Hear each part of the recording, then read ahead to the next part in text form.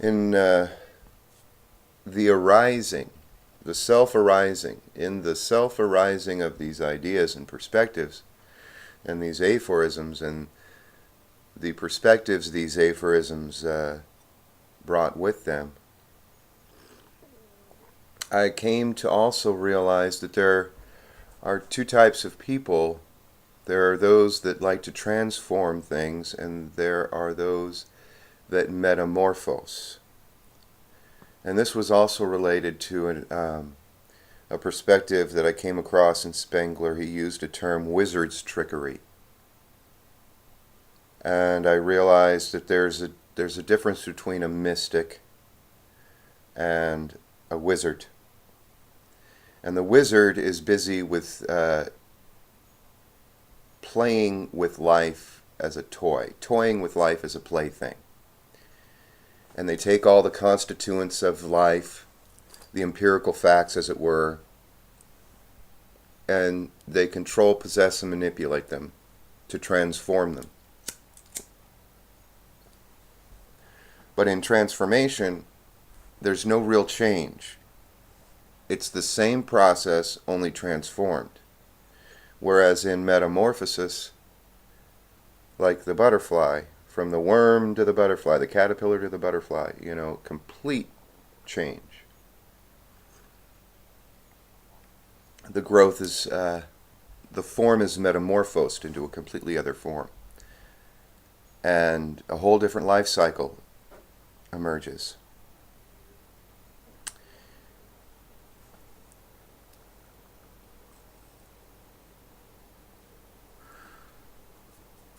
And so, in relationship to these empiricists that require facts, for their knowledge to be used to support their own lives, it's just simpleton wizard's trickery. And I have to be very careful because some of these are masterful wizards, charlatans. But all they're really fooling is themselves.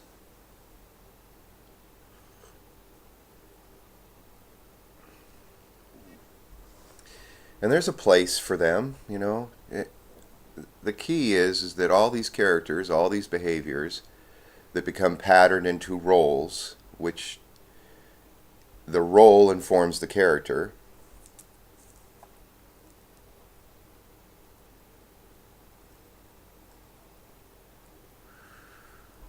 We'd like to think that the character informs the role, but the role has already become fixed and set fast as a result of the behavior.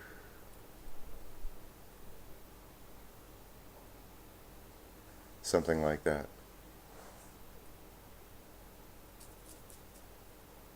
But my point being that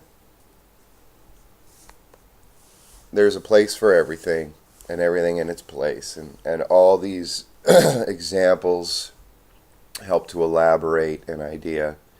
And that idea is just a perspective. And that perspective happens to be my own at this time, which may change. It's just a working hypothesis.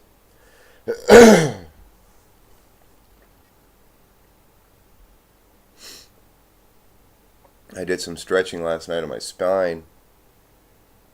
Loosened my lungs up, loosened everything up. So I got this phlegm coming through me.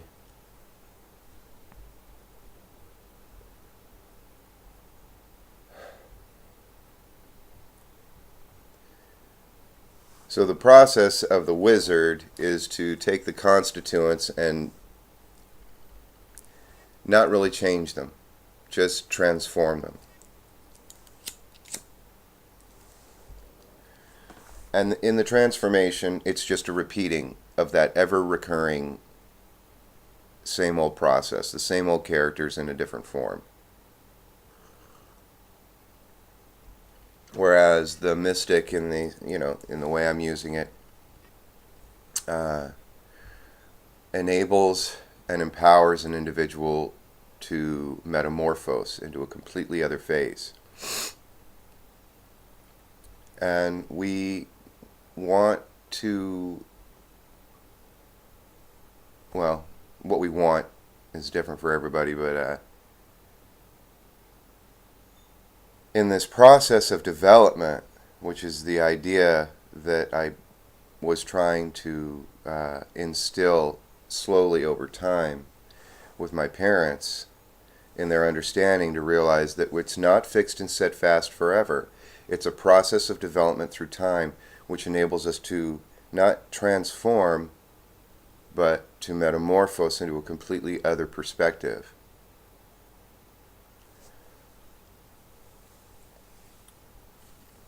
And this can be done, I've seen it done.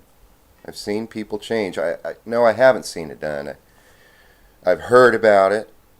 I've read about it, but I haven't seen it done. I haven't actually seen somebody do it. And that's what I want to do. That's what I try to do. That's who I am. I bring about these metamorphoses. But you see, in the metamorphose, for the individual knows it's happening, but externally it's not nearly as productive. The wizard's trickery wants people to think that, profit and loss. You take this fixed constituent, you mix it with that fixed constituent, and then a different constituent arises out of it, but actually that next constituent just repeats the same thing. It's not a complete and utter change. People can change in certain circumstances. And there are aspects of them that are transformed, but at the core of their being, there's a metamorphose that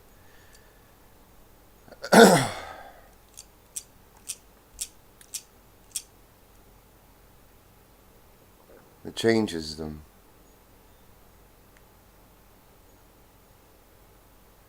I think we get comfortable.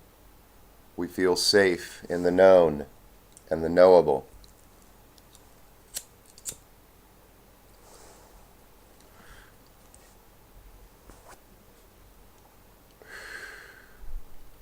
There was another one. The only form that persists is the one whose influences it resists.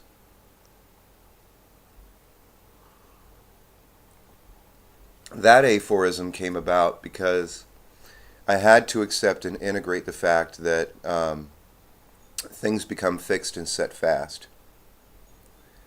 And in their resistance to the ever-changing things in life, they can stay fixed and set fast in who they are. People can resist their influences and stay who they are, but then they don't grow.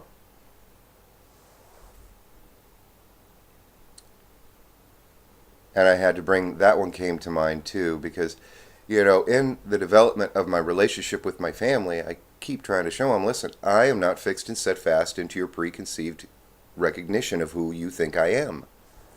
I'm something far more than that, and I'm in a process of development, and I'm not sure exactly where I'm going, and this is all very frightening to a lot of people, because they would much rather be comfortable and right their little place. And so I had to boil it down to basically this.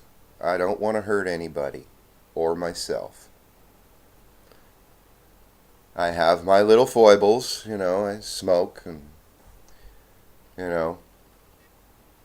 I'm not perfect. I don't want to break the law. I just have my own way of living and growing. And the fixed and set fast causes tremendous problems within me physically. I have a somatic experience of it.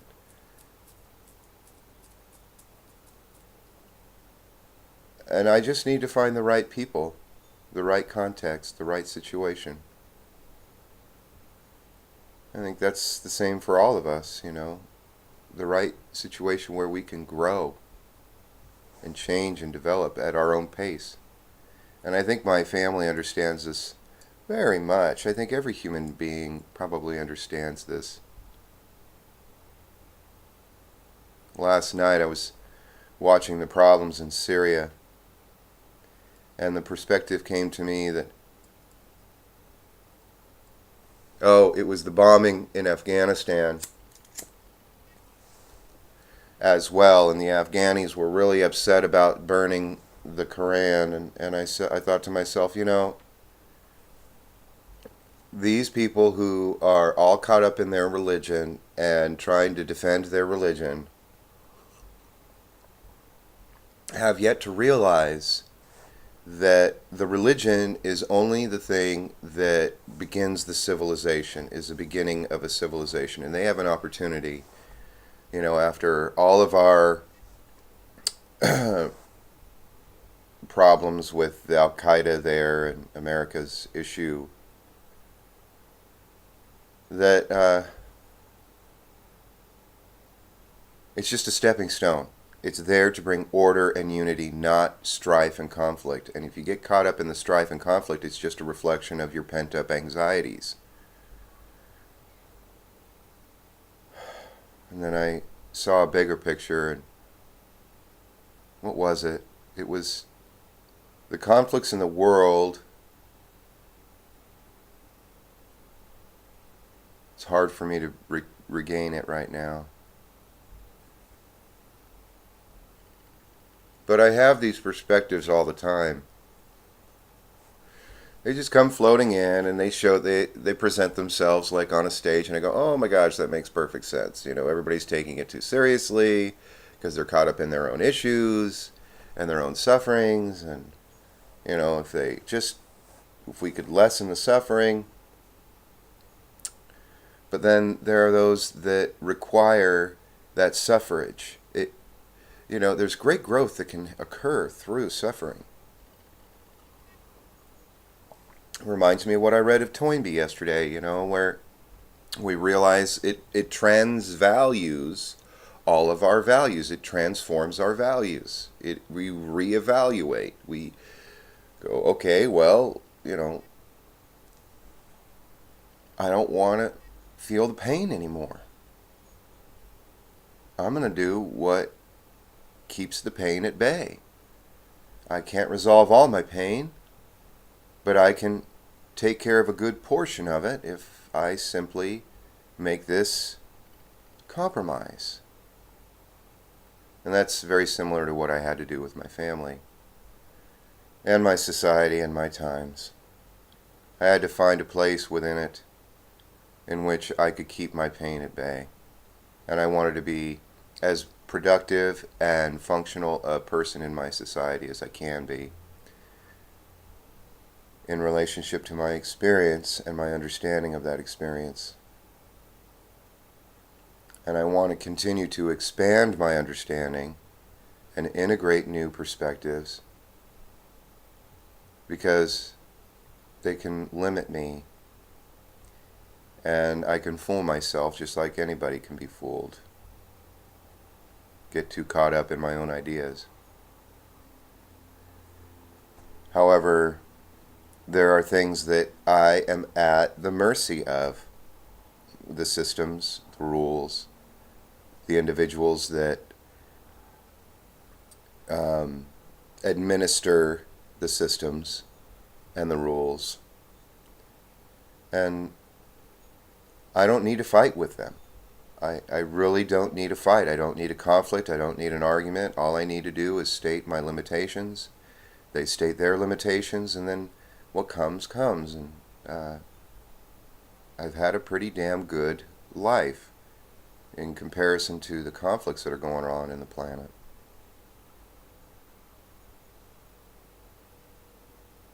I don't need to change the world. I just need to keep myself kosher.